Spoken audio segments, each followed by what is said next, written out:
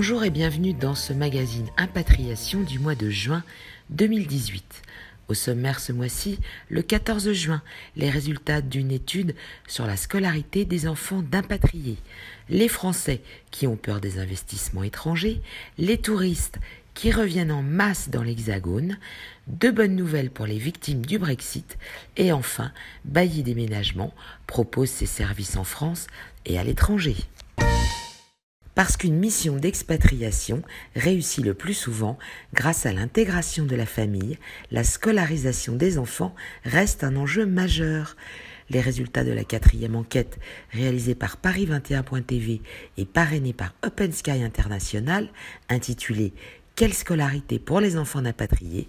seront délivrés le 14 juin au sein de Open Sky International dans le cadre du Cercle Avenir International. Pour participer à la réunion de présentation des résultats, envoyez votre demande à info@cercle-avenir-international.com. L'an passé, 1298 décisions de création ou de rachat de sites ont été réalisées par des étrangers sur notre sol. Et comme l'a souligné Bruno Le Maire, cette performance, c'est l'attractivité retrouvée de notre pays et c'est la reconnaissance du travail des Français. Oui, mais... Ainsi, et comme le soulignent Les Échos dans un article du 31 mai 2018, malgré les 33 489 emplois que ces investissements ont permis de conserver dans notre pays, le rachat d'un vignoble français par des Chinois a par exemple scandalisé l'opinion publique. Et le Qatar provoque des sueurs froides lorsqu'il rachète le PSG. Comme l'a indiqué l'économiste Philippe Aguillon, professeur au Collège de France et à la London School of Economics, ce problème viendrait de l'inculture économique dans notre pays, soulignant que 7 bacheliers sur 10 quittent le lycée général sans avoir aucune notion macro ou microéconomique. Bref, à l'heure où selon Philippe Cagny, président de Business France, on va vivre une décennie comme on n'en a pas connu depuis 20 ou 30 ans, il serait temps de revoir notre copie et d'abandonner cette attitude passéiste à l'égard des étrangers et de leurs investissements dans l'Hexagone. Les médias sont unanimes. Le tourisme étranger battra son plein cet été. En effet, après 2 années sombres liées aux attentats de novembre 2015, le beau fixe est revenu pour l'industrie du tourisme en France. Ainsi, la France est remontée en première place du podium, avec, selon les estimations de 2017, plus de 88 millions de visiteurs, soit 5 de plus qu'en 2016.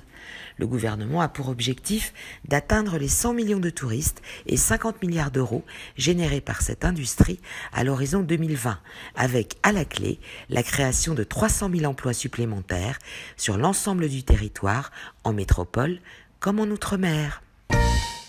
Alors que le Brexit va provoquer l'arrivée de nombreux expatriés français vivant sur le sol britannique, le revenu français passe rapidement en revue quelques do's and don'ts.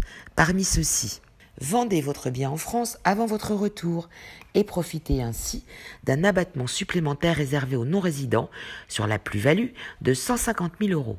Attention, le bien cédé ne doit pas avoir été loué le 1er janvier de l'année N-1 pour pouvoir bénéficier de cette faveur. Une autre bonne nouvelle, en rentrant en France, si vous viviez au Royaume-Uni, vous aurez le plaisir d'apprendre que votre livret A ainsi que votre PEA seront exonérés d'impôts, ce qui n'était pas le cas tant que vous viviez outre-Manche. Enfin, pour les entreprises ayant besoin de services de déménagement, sachez que Bailly Déménagement propose ses services en France et à l'international, disposant de ses propres agences dans de nombreux pays étrangers, mais travaillant également en collaboration avec plus de 500 partenaires positionnés dans le monde entier.